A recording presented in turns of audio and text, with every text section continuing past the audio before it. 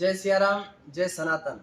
आज ओमकार सनातन वेद शक्तिपीठ गुरुकुल आश्रम फागली श्री सिद्ध कुंडेश्वर नम धाम में हमारे राष्ट्रीय स्वयं सेवक संघ की जो पर्यावरण टीम है उसमें शिवनाथ जी, दलित जी साकला, शिवजी रांकावत जी, अशोक जी और दीपक जी पधारे हैं। और दीपक जी का अच्छा लक्ष्य है, इनके पिताजी ने मुझे बताया था कि साल 2 साल में 1.25 लाख पौधे तैयार करके लगाने हैं। तो आप सब पर्यावरण टीम का ये संकल्प बहुत उत्तम है।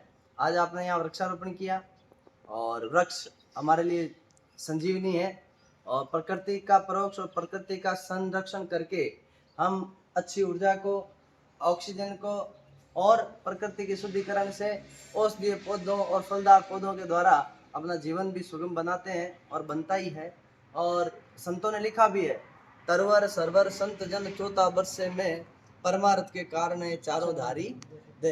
तो ये जो पेड़ हैं इनका कोई स्वार्थ नहीं होता, हमारा स्वार्थ सिद्ध करते हैं। हमको फल देते हैं, छाया देते हैं, फूल देते हैं, फल देते हैं, औषधियाँ देते हैं और यहाँ तक कि मृत संजीवनी जैसी विद्याएं भी औषधीय पौधों से विकसित होती है। ओमकार सनातन वेद शक्तिपीठ में जो गुरुकुल चल रहा है, नागौर शहर के आसपास का पहला निःशुल्क गुरुकुल है। तो यहाँ नन्हे मुन्ने विद्यार्थी, आचार्य जी, सब लोगों ने मिलकर के, बच्चों ने मिलकर के और पर्यावरण टीम ने मिलकर के आज सघन वृक्षारोपण किया है। ये पेड़ बड़े भी होंगे और ये जीवन को आनंदित भी करेंगे और ये पेड़ हम चले भी जाएं, जब इनका पालन पोषण होगा तो आने वाली पीढ़ियों को भी जो है अपना फल प्रदान करेंगे। और मैं सभी से अपील करता हूं कि इस ऋतु में विशेष रूप से बहुत सघन रूप से वृक्षारोपण करें। आज पूरे भारत को 5,000 करोड़ वृक्षों की आवश्यकता है और भारत नहीं, विश्व के अंदर जो ग्लोबल वार्मिंग की, पर्यावरण के साथ जो छेड़छाड़ की गतिविधियां हुई है तो उनका हम नतीजा देख सकते हैं कि पंजाब के अंदर आज किस तरह से जो है बाढ़ आई है और पूरा पंजाब जो है कंगाली के कगार पर पहुंच गया है। और प्रकृति के साथ छेड़छाड़ और राष्ट्र की गतिविधियों के साथ छेड़छाड़ यदि कोई करने का प्रयास करता है, कोई लोग कहते थे हम खालिस्तान बनाएंगे, वहां जलिस्तान बन गया है। बिल्कुल, तो इसलिए धर्म के साथ भी छेड़छाड़ नहीं करें। और खालिस्तान तो उनका बना या ना बना, लेकिन जलिस्तान जरूर बन गया है और वो देख सकते हैं, वो ताकतें सुन सकती है कि आज वो किस मंजिल पर खड़े हैं और उनकी स्थितियां क्या है।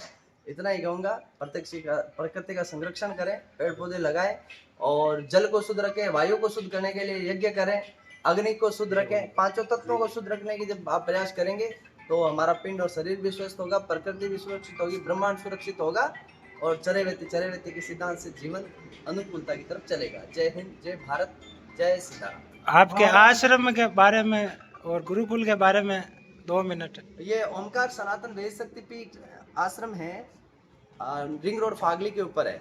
बेसिकली मैं रामानंदी वैष्णव संप्रदाय से धर्मगुरु हूँ और 14 मई 2020 को मुझे महंत बनाया था गुरुदेव ने।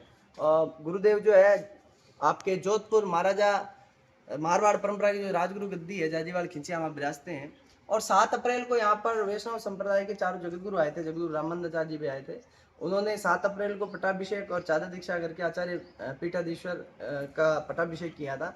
108 पुण्य महायज्ञ भी यहाँ किया। श्री सिद्ध कुंडेश्वर हनुमान जी महाराज की यहाँ स्थापना है।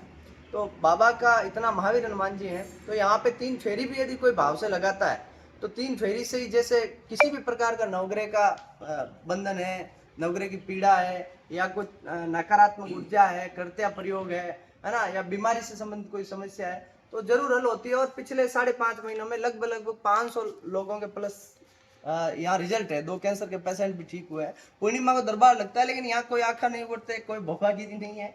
अपना जो पैरानॉर्मल साइंस है, पराविज्ञान के हिसाब से जो है व्यवहारिक पक्ष के सवाल, उनके जवाब और नेगेटिविटी है तो दूर कैसे हो, पूरा साइंटिफिक सनातन के लॉजिक के हिसाब से उनका जो है बीमारी का इलाज कैसे निकले, ये प्रयास यहाँ पर हम करते हैं। बाकी यहाँ श्री पुंडरेश्वर बाबा बैठे हैं तो सबका भला करते हैं, हित करते हैं। वर्तमान में कितने शिक्षार्थी शिक्षा ग्रहण? वर्तमान में 14 रजिस्ट्रेशन है और लगभग 10 बच्चे एनी टाइम यहाँ पे ही रहते हैं।